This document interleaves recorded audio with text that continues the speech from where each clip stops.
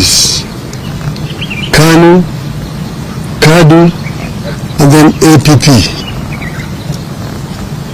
But after a very short period of time, those two other opposition political parties, because KANU had won the elections and formed the government, and the two other parties were in the opposition, they were folded up and joined KANU. And KANU remained the only political party. However, in 1966, an opposition party was formed called the Kenya People's Union. This party survived for 3 years and it was banned by the government in 1969. And the leadership of the party were arrested and taken to political detention. From that time onwards, Kenya remained a de facto single party dictatorship from 1969 to 1982. 1982, when some of us wanted to form a political party, the regime then went to parliament and introduced a law to make the country a single party.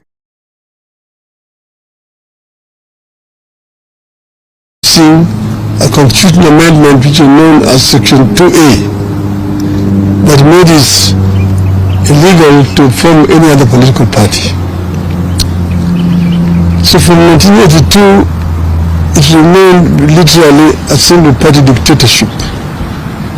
But that is the reason why in that same year there was a coup attempt which did not succeed. But before that, a number of Kenyans were arrested and taken to political detention. Most of them were lecturers at the University of Nairobi. Mukawanga, people like Professor Katama Mkangi, Professor William Mutunga, Dr. Professor Yugi Akongo, quite a number of university lecturers were arrested and detained, and the others, Koigo Amore, George Anyona, were taken to political detention. So this situation persisted. Some of us were arrested in that year, 1982, after the coup attempt, and taken to political detention. And we stayed there for 6 years. Then in 1988, KANU brought an amendment to his laws saying that they were bringing what they called direct democracy, where there was a nomination process where people were lining up behind the candidates. And then the returning officer would count the voters who had lined up behind the candidates, and whoever got the highest number of votes, if you got more than 50% in total, you are automatically declared a member of parliament without having to go to the ballot. That process was abused, and many popular candidates were rigged at that stage, and therefore there was no real proper election in 1988. This now added momentum and anger to the movement for change. Among those people who had been rigged out were the late Kenneth Matiba and Charles Rubia. So come 1990, by that time I had been to detention 2 times.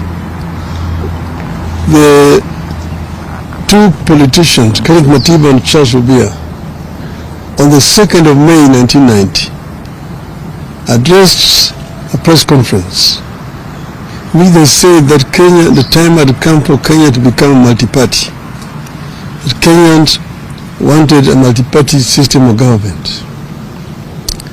They were condemned seriously as being ethnic chauvinists, anarchists, people who want to bring chaos in this country. I told that this country was not yet cohesive enough to become multi-party. It will take another 100 years before Kenya became a multi-party system. So these were daydreamers. So the kind of machinery at that time set off now to demonize the two members of parliament, the two former members of parliament. And in the process, of course, a number of very inflammatory statements were made, even by some today politicians who are talking about democracy here. You go into the archives, you see their names and what they said at that time. So in the process, Kenneth Matiba came to look for me to arrange for a meeting between him and Jaramogi Oginga Odinga, who's my father. I arranged the meeting, and then we met again. They met again with Mr. Rubia, Mr. Neko, and after lengthy deliberations, the decision was taken that they would be supported. At that same time, they sent the goons to Matiba's home the following day to attack his family. Matiba's wife was very badly wounded, Edith, and she was admitted to Nairobi Hospital when we went to see her. After that, we, myself and Kenneth Matiba and Charles Rubia made a statement which we said we would go to Kamkunji to ask Kenyans if we are ready for multi-party. And we do it on the day of the 7th of July, that year, 1990. 7th of July, 1990. So after making that statement, we then went on to mobilize for the meeting at Kamkunji. But then, of course, the police officers came to block us from meeting each other. They were stationed in my office at Ajib House, Matiba's office, up there on Koinange Street, and Rubia's office, and Paul Mitch's, and Gibson Kamau Korea's. On the 2nd of July 1990, Matiba and Rubia were arrested and taken to detention. On the 4th of July, I was arrested and taken to detention. That same night, they arrested Gitobi Manyara, they arrested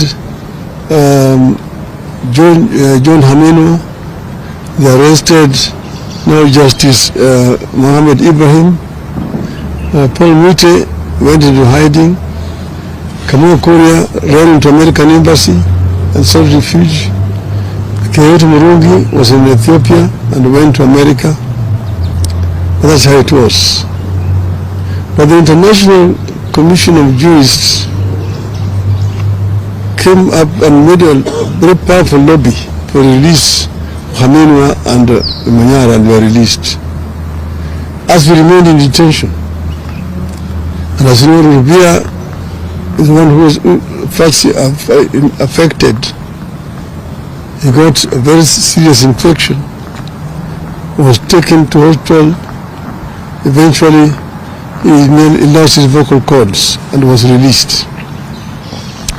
Matiba suffered a stroke in detention and was removed and eventually brought to Nairobi Hospital after which she was then taken to London for treatment. That completely undermined his health permanently. And these two people eventually died because of not old age at that time, but because of the injuries they sustained while in detention. Many people, but in spite of their being detained, the Kenyan people braved it and came out in numbers to go to Kamkunji on the 7th of July 1990. Many people were killed attempting to reach Kamkunji grounds that time. So then, after we came out of detention, then Ford was formed. We formed Ford. After forming Ford, we get pressed and said we were going back to Kamkunji. Eventually, when I was taken again, I was moved away from here and taken into exile. But our people braved it and managed to march all the way into Kamkunji. And you see the photograph in front page of Nation there today. You can see Martin Shikuku, James Orengo, Nyang'nyong'o, Masinde Muliro in the back of that truck carried me up to Kamkunji. That was not on Saba, that was on the 16th of November 1991. But it's still the Kamkunji. The way Kamkunji is very historical for the second liberation of this country. And that's why we celebrate Saba. The fateful day on which Kenya's struggle for multi-party democracy took the most decisive turn is iconic and historical. It's a day rivaled only by the present day Mashujaa Day, previously Kenyatta Day, that celebrates the arrest and detention of the freedom fighters jointly called the Kapenguria Six. It is regrettable that the recognition and remembrance of Saba has not been consistent in a short period history of 35 years. One moment it is important, the next moment it is not. On this 35th anniversary of Saba, we decided to remember and to set the record straight on its significance, what it was and is, and what we ought to do with the foundation it laid for the country. Before that day, some patriotic Kenyans had demanded the repeal of Section 2A of the Constitution. A number of people, including Kenneth Matiba, Raila Odinga, Muhammad Ibrahim, Itobo Manyara, John Hamino, and Charles Rubia, among others, were arrested and detained. It is quite unfortunate that some of the people who were fighting then and who sanctioned those arrests are trying to hide behind Saba to advance their political fortunes. Some of them are alive today and now are masquerading as liberators. On the fateful day, July 7th, 1990, thousands of Kenyans tried to gather at the historic Kamkunji grounds to take stock of the past, the state of the nation, and chart a path of freedom forward. We decided that Saba will be a march for political freedom and liberty, freedom of association, freedom of movement, freedom of expression, and a new democratic constitution founded on multipartyism. Kenyans wanted a fulfillment of the Kenyan dream, which was eradication of poverty, ignorance, disease, and good governance. That clarity of mission is what made Saba different from all other confrontations with the Moi Kanu one-party state. Saba therefore was and still is about the sacred and historic grounds of Kamkunji. It was not and is not just another routine street protest in Nairobi or any other town. At Kamkunji is where they held the last Kenya-Africa Union meeting in 1952. It is where Kanu's first rally was also held. It is also where the first Ford meeting was held after registration. Saba had a singular purpose, to the repeal of Section 2A of the Constitution and allow multi-party democracy in Kenya. Saba had clear and known national conveners, Kenneth Matiba, Charles Rubia, and yours truly, Raila Odinga. It was what gave birth to a bigger and powerful forum for the restoration of democracy, Ford. Ford had a known national inclusive leadership. Jaramogi Oginga Odinga, Philip Gachoka, Ahmed Bangariz, Salim Damwe, Aside Muliro, Joseph Denge, Kenneth Matiga, Charles Rubia, among others. Saba was inclusive, democratic, and intergenerational. The old, the young people in and out of the government, professionals, academics, trade unionists, civil society, women groups, and religious groups. All of them found their voice in what it stood for, a people's struggle for good governance, freedom, and equal opportunity for all. It was not one group against the entire nation. It was not community against that community, or of this age against that age. The movement stood for a peaceful and constitutional change of guard. That is the reason it focused singularly on amendment and later on the overhaul of the Constitution. These features are what made Saba succeed. A year after the march, on December 2nd, 1991, President Moi capitulated. Section 2A of the Constitution was removed. Multipartyism was reinstated. We achieved our core aim, which was to return Kenya to multipartyism. Today, we have more parties than one could imagine then. That single amendment paved the way for the complete overhaul of the Constitution and the birth in 2010 of a new Constitution that came with provisions for fundamental freedoms and liberties that our citizens enjoy today. It is clear that many of the ideals espoused by the dreamers behind Saba have become part of the nation's aspiration. We are a better nation because Saba happened. We have a duty and a responsibility to honor the men and women who dared to dream and to turn out at a time of great peril to themselves and their families. 35 years later, the country is grappling with a new wave of unrest and political activism.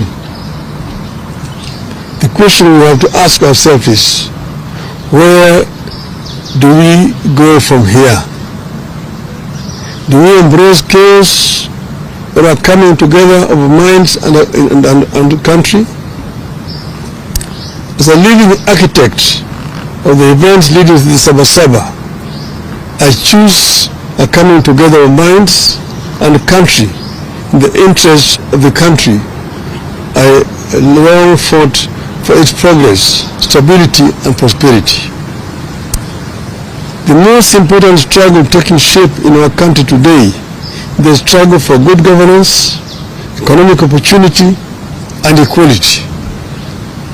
The biggest challenge facing Kenya today and into the foreseeable future is how to expand economic opportunity and lift particularly young Kenyans out of poverty, exclusion, and unemployment. Kenyans are yearning for programs and leaders that prioritize economic inclusivity, social justice, and political freedom. There is no doubt that the country is yearning for legislation that makes our institutions more responsive, programs that ensure adequate funding for services that touch wananchi, changes that make our judiciary free, efficient and progressive, measures that make the executive more accountable and efficient. We must end impunity and corruption within our three arms of government.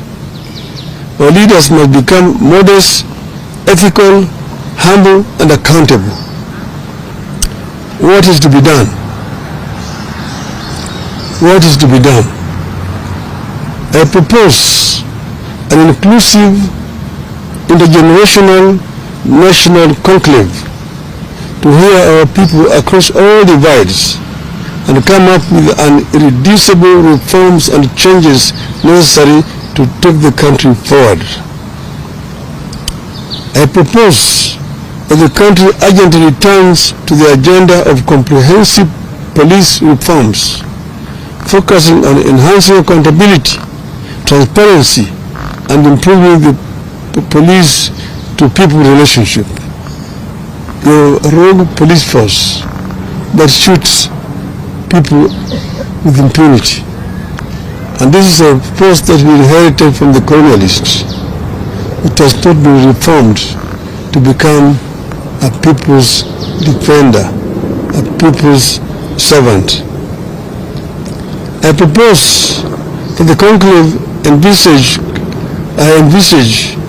comes up with better and sustainable ways for addressing transparency, accountability, and impunity, especially with regard to corruption, and ensuring that leaders are held accountable for their actions. I propose that the forum comes up with a comprehensive and sustainable strategy for addressing youth unemployment and expansion of opportunities for youth in the formal and informal sectors. Such a national conclave must have clear terms of reference and be populated and held by the most serious and sober minds in our nation. The proceeds of the national dialogue be subjected to a referendum. I rest my case. Thank you. Long live Kenya.